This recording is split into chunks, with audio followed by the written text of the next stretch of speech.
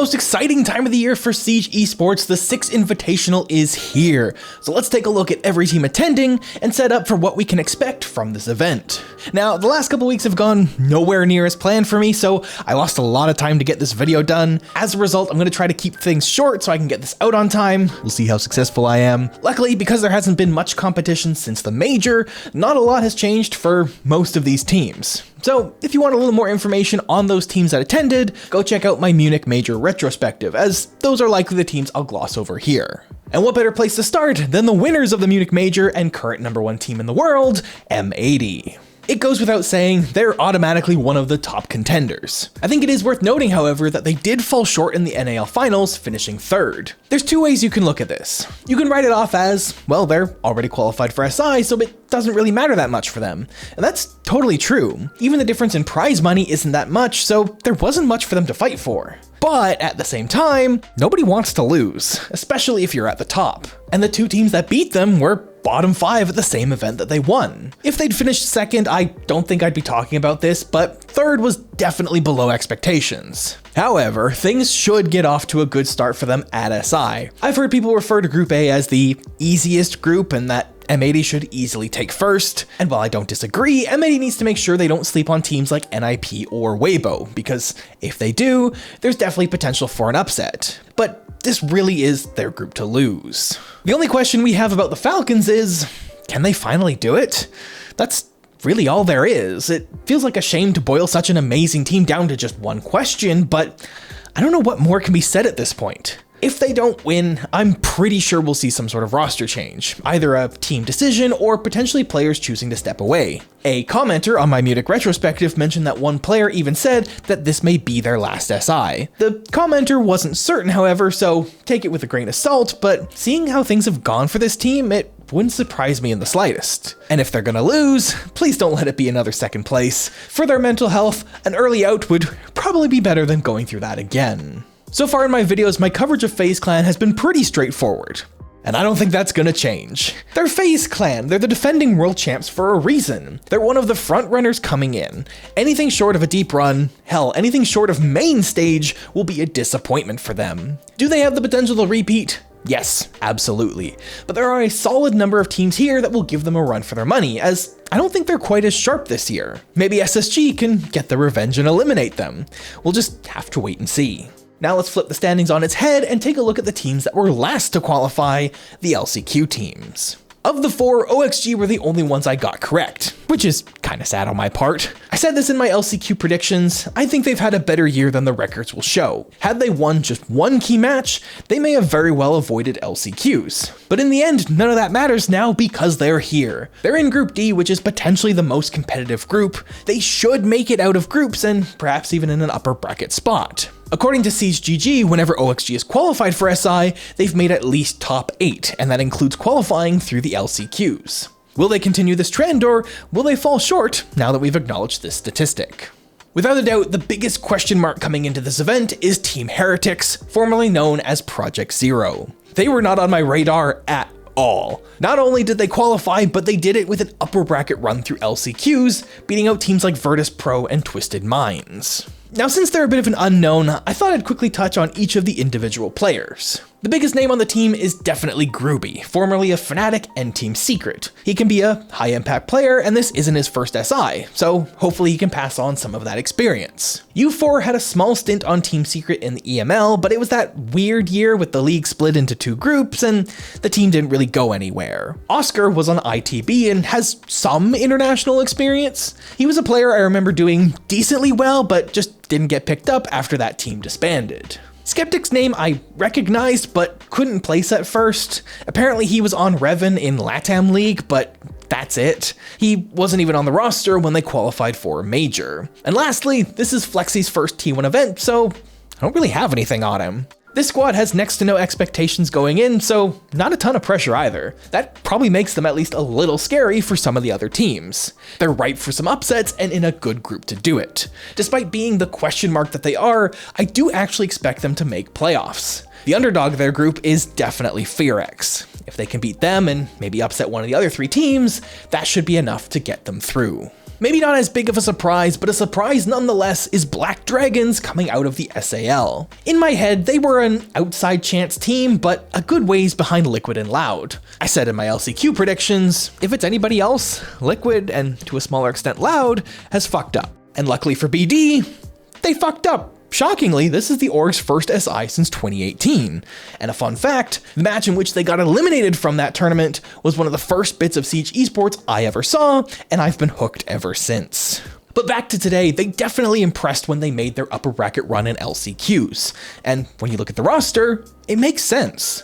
For whatever reason, Ask becomes a different beast in a BD jersey. Both Miracle and Rare have been around for a long time, have had their big moments, and have played on the international stage before. And then to round out the roster, they made some changes right before LCQs. They dropped Machina and Hornet and picked up Mr. Outlaw and Swag. Mr. Outlaw is definitely a big pickup. He's a high impact player and was the shining star on a struggling Los. The only real question mark for me is Swag. I know of him from LATAM League, but that's really it. I'd say there's a solid chance for them to make it out of groups, and they could potentially even get an upper bracket berth. Dplus they can definitely beat, and Shopify has been shaky lately, so there's a chance. And the final LCQ team from APAC is Daystar. Cutting straight to the chase, yeah, they're probably out in groups. Their best chance is to catch Elevate or Wildcard sleeping, but I think that's pretty unlikely. The only thing they really have going for them is that, for a couple of these players, this actually isn't their first SI. But even then, they never really had any meaningful success, and it's been 3 years now since they played internationally. Unfortunately for APAC, despite being the most represented region, with a bit of an asterisk I'll touch on shortly, the woes don't stop there. I think it's pretty safe to say that both FearX and Enterprise are expected to be last in their groups. For FearX, it's the continued struggle for South Korean teams. Outside of the occasional blip, it's been years now since any of them have had a meaningful impact on the international stage. And to add insult to injury, another thing I read from Siege GG is that apparently Skyscraper was one of their best maps in recent history, and with it being removed from the map pool to make room for Fortress, they've lost one of their best tools. But with all that being said, it means there's no expectations, no pressure. Just go out there and try to make an upset happen. They're 5 of the best Korean players Siege has ever had, so if they can't make a dent, then I don't know who will for this region. Enterprise, on the other hand, has been having some tangible growth in recent months, and I'm excited to see what this squad will do. Sadly, it's gonna be even more of an uphill battle for them at this event. They're in the competitive Group D, and I think they're objectively the weakest team and most likely to be eliminated. I will stand by my belief that they can and will make a dent on the international stage. They took a map off Furia and took teams like W7M to the edge in Munich, so an upset is definitely possible. It's just gonna be really tough this time around. Of the 4 teams in their group, OXG and SSG are probably the most likely to fall victim to them, but seeing as these are best of 3s and they've yet to win one in an international competition, I won't be getting my hopes up. Instead, all of APAC's hopes and dreams will be riding on the shoulders of Weibo. They are, objectively, the best team in APAC by far. They're the one team who has been able to consistently stand up and beat teams from the other regions. I'm excited to see how they'll do, because they got screwed over last year before the tournament even started. They've been together all year, and they'll have a proper chance at competing this time around. A top 8 finish is definitely possible for them, and I know their goal will be to finally break through to the main stage. They get to that point consistently, but always fall short. So, will we see for the first time since SI 2020 an APAC team make main stage? If anyone can do it, it's Weibo. Now we get to the part of APAC I've been wanting to talk about the most. The imposters. Let's start with Elevate. Now, I don't like saying this because I've defended teams who have had this same question raised to them before, but why are they here? They have, without a doubt, the worst credentials of any team apart from the LCQ teams, and yet they somehow qualified tied for 8th in the global standings. They didn't qualify for a single event this year, and before you say reload, that was an invite-only tournament. The only reason they are here is they qualified for regional finals, then got lucky as the number 4 seed, which meant they started in the upper bracket, and then they got 2nd place by beating FearX twice. That's it! That's all these guys have to their name, and somehow this means they're above teams like W7M and Wildcard. But hey, now that they're here, they've got some talented players. Maybe they can cause some upsets. Looking at their group, it's gonna be tough to take one of the top spots. I'd say they're probably fighting for 3rd, but most likely to end up 4th. They'll probably beat Daystar, and that's what'll send them to playoffs, but apart from that, I've got no other expectations for them, so go nuts, I guess. Turning our attention to Dplus, things don't get much better. These guys are probably half my script for Furex and half Elevates. They are a little on the why are they here side of the scale, but they did qualify to the major, so that's more than Elevate can say. But then the immediate counter argument is they didn't qualify for regional finals. Of the two, I'd say the major holds more weight. Them beating Furia once to be here means more to me than Elevate beating Furex twice. Sorry for the stray Furex. But just like Furex, I don't think there are many expectations for them. They're probably most likely to be eliminated in Group C. Shopify and Black Dragons are probably the only teams they have a chance against, but I'd take Black Dragons, an LCQ team, over this Dplus squad. They struggle in one of, if not the easiest region in the world, while BD can at least muster middle of the pack performances and arguably the toughest.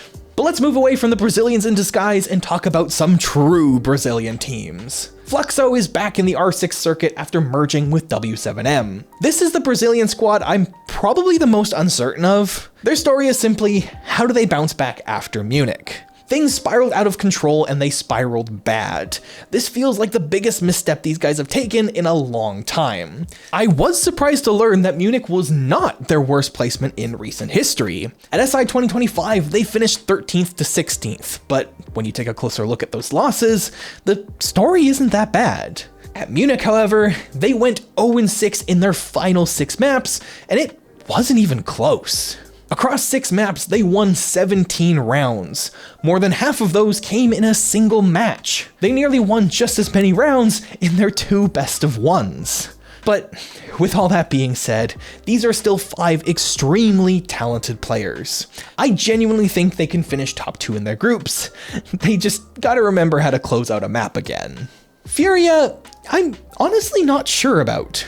Obviously, I don't expect them to flop or anything like that, but Munich was a bit of a disappointment for me. They took the very difficult path to playoffs and then got bumped off pretty convincingly. I still consider them a top 8 team, and they'll be fighting Falcons for first in their group, which is something I forgot to mention earlier because that'll be an absolute banger of a matchup in groups. My expectation for this squad is a deep run, but I wouldn't be surprised to see them upset either, especially if they get matched up against some good teams early in playoffs. But of course, now that I've said that, they're probably going to go all the way because that's just how the universe works. The final team for Brazil is one I think is still flying under the radar a little. Despite their top 8 finish in Munich, I don't think people are giving NIP the credit they deserve. It's probably due to the roller coaster they went on before and during the tournament, but in the end, they surpassed everyone's expectations. They have a solid chance to be top 2 in their group, probably the team with the best chance of taking first from M80. And overall, they're a bit of a wild card in terms of being able to make a deep run. Do I think they'll win it? No, but if you told me that they'll finish in the 7th to 8th slot, I wouldn't be surprised in the slightest. Also, if teams can find a way to shut down Fantasy, I think they'll increase their odds of winning the round by a pretty decent margin. One obvious wildcard pun later, wildcard! Okay, so they're a LAN team. Reload wasn't a fluke. But will third time be the charm, or will people catch on to them now? Because with how the universe works, as soon as people start believing in them, they're gonna flop. So do we still consider them an underdog for their sake? I don't know, honestly. In spite of whatever magic they conjure up for international events, this team can still struggle, especially within NA. I will sing their praises internationally for now, but it will come with an asterisk. Except for when they face SSG, they can't beat the top teams in NA, or even some of the middle of the pack teams. Literally, as I was editing my Munich retrospective and talking about this very topic, they proved me right by falling on their faces in the NAL finals. And to add insult to injury, they lost to a team that not only didn't qualify for Munich, but didn't qualify for SI either. Obviously, this can happen to any team, but with Wildcard, it happens regularly, and that will catch up to them one day. As for the group stage, they're in what I'd call a top-heavy group in which they should be able to make it out. I'd say they're probably third, but definitely potential for an upset and could come second. I doubt they take first, though. A team that's less of a wild card and more of a coin flip is SSG. I'll be first to admit it, we do be huffing a lot of copium in the SSG camp right now. Munich was undeniably abysmal, but apart from that, it's actually been a pretty good year for the astronauts. Top 6 at SI last year, 1st in NAL Stage 1, 4th at EWC, 2nd NAL Stage 2, and 1st in the NAL Finals. It just sucks they turned their monitors off for the event that everyone is gonna remember them for. But you know what? I'd rather them flop there than at SI. Looking ahead to groups, they're in a scary group for them. Group D isn't necessarily being considered the toughest group, but potentially the most competitive, and that seems to be where SSG struggles. Put them in the group of death and they'll flourish. An easy group and they'll get by, but probably not unscathed. Put them in a competitive group, they like to fall apart. They should make playoffs, I'd say as either the 3rd or 4th seed in Group D. Do they have the potential to be 1st or 2nd? Yes, but I think this group will be a challenge for them for the reasons I've mentioned. If/when they make playoffs, I just pray they don't get matched against Wildcard or FaZe. They are our kryptonite. Other than that, pretty much any other matchups I'll be excited for. Another team that's had some shakes this year is Shopify. I don't have too much to say about them other than, on paper, they should be considered one of the top 3 in their group, but I can definitely see them finishing lower. The likelihood of Troy fighting for his 3rd hammer isn't looking great right now, but someone who very much is on the hunt for their 3rd is G2. This team seems to be gelling decently well, both in the server and out. For me, they did what they needed to do in Munich, proved they can stay near the top. G2 often gets magic powers at SI, and with a team that's already doing well, it could definitely carry them far. They're probably the only team in their group who has a decent chance of taking 1st away from FaZe. It might literally be whoever wins that match wins the group.